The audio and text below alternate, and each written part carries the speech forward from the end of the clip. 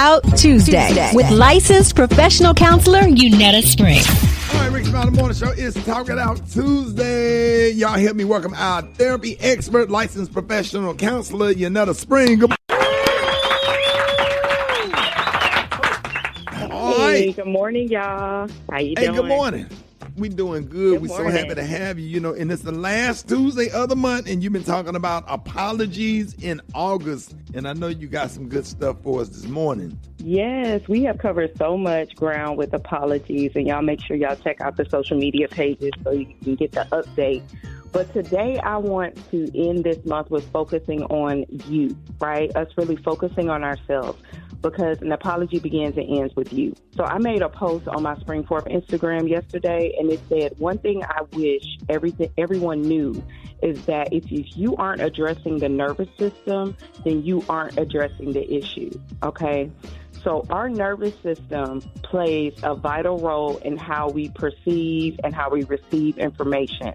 And this is information concerning our environment, others, just how we function in general, right? So when I talk about the nervous system, I'm talking about how our body functions and survives, okay? So sometimes we can't and won't accept apologies because we are afraid, right? And mostly I think it's because we are afraid to forgive ourselves. Right. So I really want us to focus on us. Because I'm raising my hand too, and I know everybody else can raise it with me. How many times have we ever been mad at ourselves? Oh, yeah, all the time. I mean, all the time, too many times to count. But sometimes moving forward may require you to make amends with a version of yourself that you're not proud of. Right. So this could be a naive version of yourself. This could be a fearful version of yourself, or angry or bitty or petty part. You know, that part of yourself that acted out of character. So if you have ever acted out of character or made a decision that you regret, it can be really hard to own and admit that. And to be able to admit that it's not everybody else's fault. It can be really difficult to acknowledge that your present circumstances are a result of some of your past decisions. So I want to make it plain that fear often interferes with a lot of things, right? So if fear is in the equation, it will literally hijack your ability to make rational choices. Right.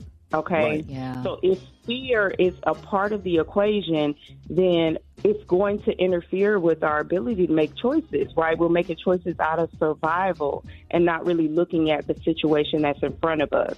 So I want everybody to be thinking about, like, as we wrap up this Apologies in August piece, I want everybody to be thinking about what you need to apologize to yourself for and how you can forgive yourself. Wow. Yeah. That's deep. I love that. It's because, we hold ourselves hostage, waiting on somebody else to help us feel better. But what if you made up with you? What if you offered yourself some compassion and grace and forgiveness just because you're human? You know what I mean? I love that so that's what I much. really want Yes. us to be focused on. Yeah. Janelle Monáe has this lyric that says, you are the venom and the remedy. Like, you can be the source of your problems, but you're also the solution.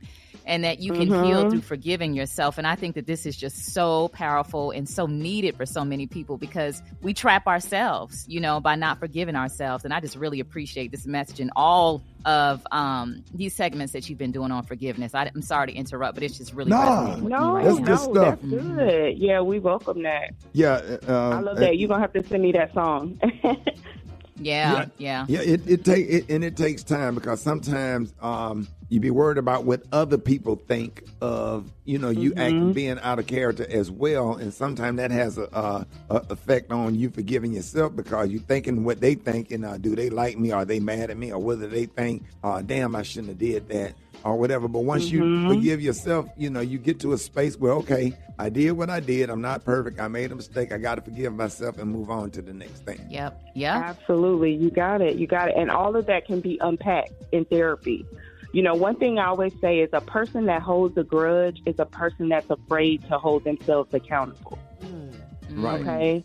So holding ourselves accountable, really looking at ourselves, are things that we can do in therapy in a safe space where we don't have to worry about being judged.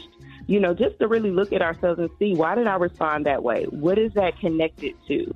And the more information we have about why we respond or why we make decisions the way we make them, the healthier we'll be and the healthier our relationships will be.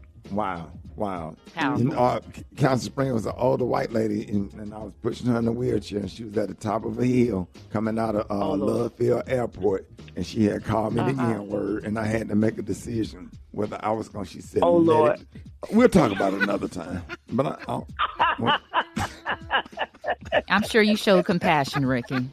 I'm sure you showed compassion.